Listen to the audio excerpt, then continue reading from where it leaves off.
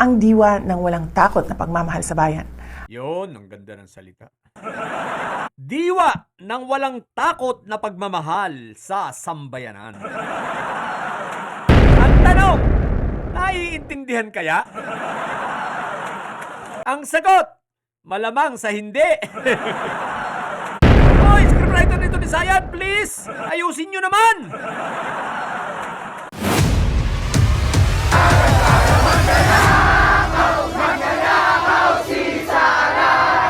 Hello guys, good morning again dyan at good evening dito. Eto, may pag-uusapan tayo, komentuhan natin ang mga pagbati nitong si Sayad, ano?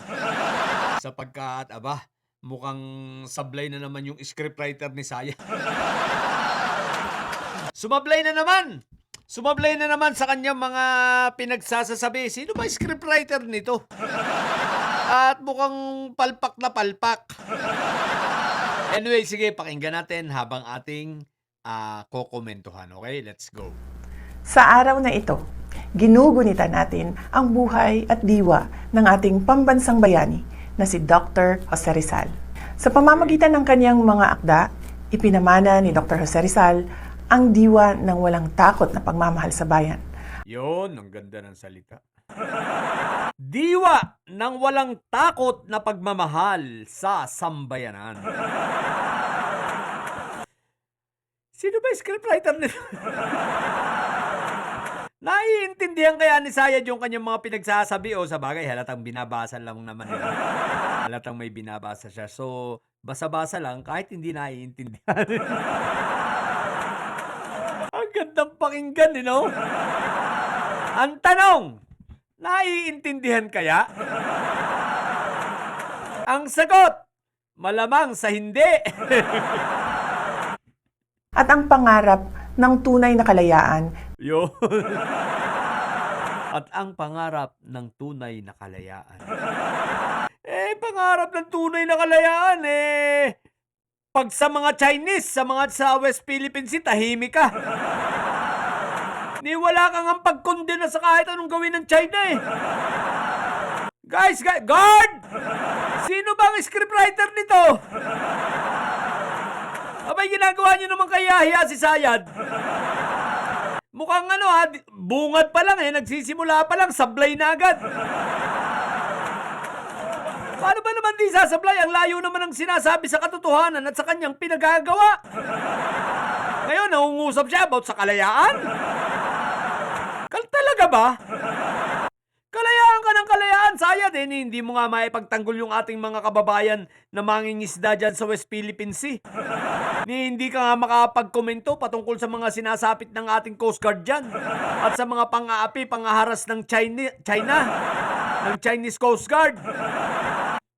Wala lang. Tahimik ka lang. Pag in-interview ka, tinanong ka about dyan, sasabihin mo no comment. Tapos magsasalita ka about sa kalayaan. What the heck? Hoy, scriptwriter nito ni Sayad, please! Ayusin nyo naman!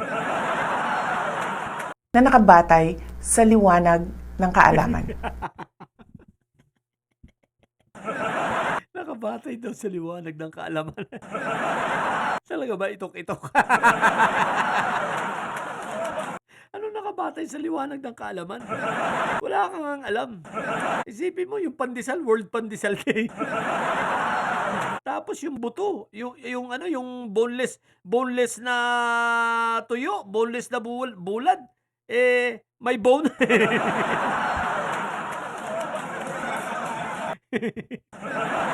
Kahit hindi connected pero natatawa ko kasi nabanggit yung kaalaman. Alam nito ni Sayad. Ang tunay na aral ni Rizal ay malinaw. Ang kalayaan ay hindi lamang paglaya mula sa puwersang dayuhan. Yun ang maganda. Ang paglaya ay hindi lamang sa puwersa ng dayuhan. Saan nakasunod? Hindi pati na rin ang paglaya ng ating isip at damdamin. Hoy! Scriptwriter ni Sayad, nangangailangan daw siya ng paglaya ng isip at damdamin. Parang kanta yun. May scriptwriter nito pati sa lyrics ng kanta kumuha ng sasabihin nito ni Sayad. What the heck? Pati daw sa isip at damdamin. Kalayaan sa isip at damdamin. Ay, bakit kaya niya nasabi yun? Siya ba'y nasa bilangguan? Bilanggo ba ang kanyang isip at damdamin? O sadyang sayad na sayad lang siya kaya siya ganyan? Hindi ba? Yan sabi ko sa Sayad kasi dapat kinumpleto mo yung mental hospital mo. Na nandun ka na nga tapos paspasan ka nagpa-discharge. Dapat kinumpleto mo na muna. Para sa ganun na ituluyan ka nakalaya sa iyong damdamin at sa iyong isipan. Hindi yung pati ang sambayan ng Pilipino, dadamay mo pa. Mula sa pang-aabuso, pagkawatak-watak at kasamaan. Wow. Pang-aabuso, pagkawatak-watak at sa kasamaan. Hoy, scriptwriter! Dinadali mo na naman si Sayad dito. Porke ba yung amo mo yan hindi nakakaintindi, mahina ang comprehension ganyan ang binibigay mo mga script? Isipin mo pagkakawatak-watak damdamin at ano ba yun? Isipin mo mga pinagsasasabi niya mga bagay na taliwas naman sa kanyang ginagawa. Ano rin to, may Sayad rin yung scriptwriter nito no? Sino kaya na naman gumawa?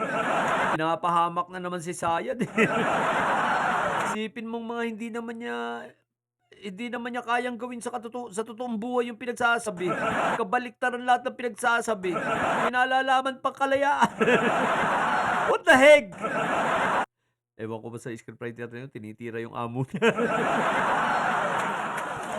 Sa paggunita natin sa kanyang sakripisyo, manumbalik nawa ang ating lakas at tapang na manindigan para sa katotohanan. Yun ang maganda. Yun ang magandang sinabi rito. Ang problema, hindi nga ito naiintindihan ni Sayad. Paano ba namang maninindigan sa katotohanan?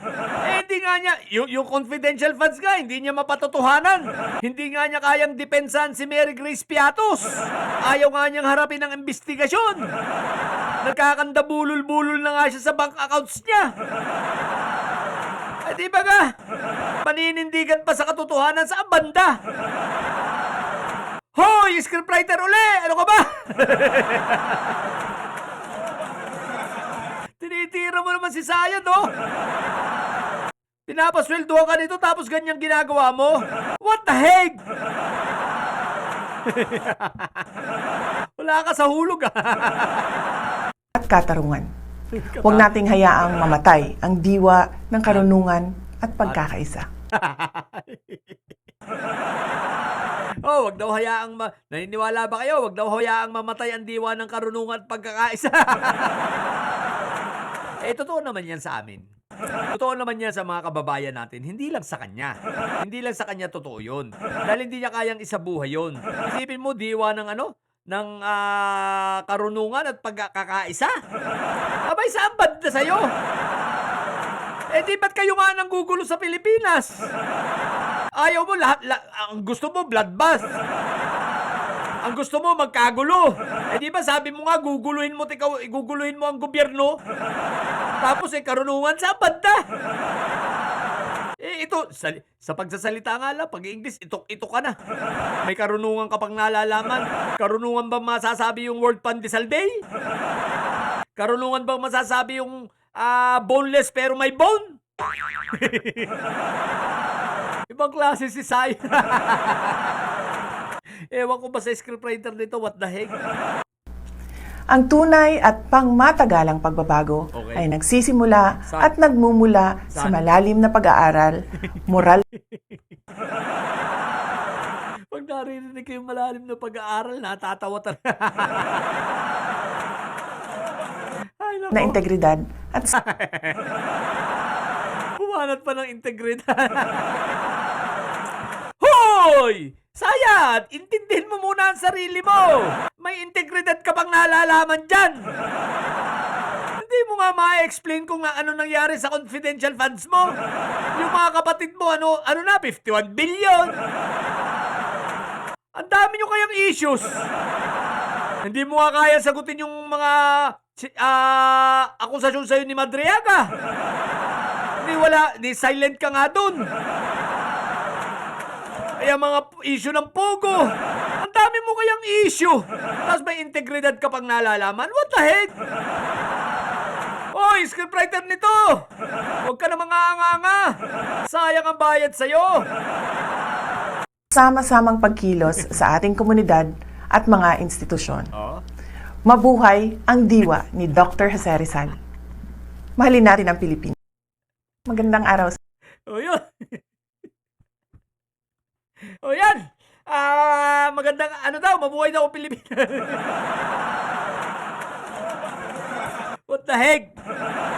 Sino ba yung scriptwriter nito, no? Alam nyo, sa scriptwriter nito, dapat na lang ang sinabi na lang yung pagbati, yung halimbawa, sa mga kababayan ko, huwag kayong mag-alala, mananatili pong hindi ko haharapin ang mga akusasyon sa akin. Mananatili po akong manggugulo sa Pilipinas. Mananatili po akong tatamad-tamad at hindi magtatrabaho. At ako po, habang sinesweldohan nyo, wala akong pakialam sa inyo. At syempre, kukuha lang ako ng sweldo. At syempre, hanggang 2028, manggugulo ako at ako manghihikayat pa ng mga sasama sa akin.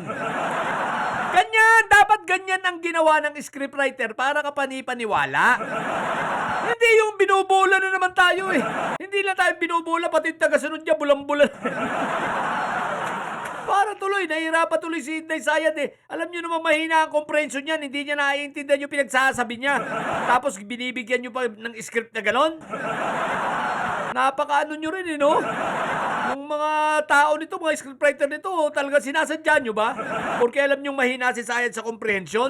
Tapos pag bibigyan nyo ng dialogue na ganyan?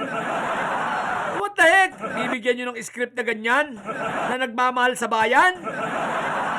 Dapat ang nilagay nyo sa script nyo kasi kahit sabihin nyo na ako ay patuloy kong hindi mamahalin ang bayan at pag ako'y naging presidente, ibebenta ko sa China ang Pilipinas. Ganon! Mas kapanipaniwala yon. Tsaka sabihin niya na, ako po ay may lahing makapili. Ganyan! Mas katanggap-tanggap pa yon kaysa dito sa mga pinagsasabi niya. What the... O, di ba ka? Obob na obob. Yun lang. Sa mga bubong didilis yan at may sayad, ang tatay nyo ay karton. Ay manatili kayo mga bobo at may sayad sapagkat ang may sayad ay laging high blood. Bye!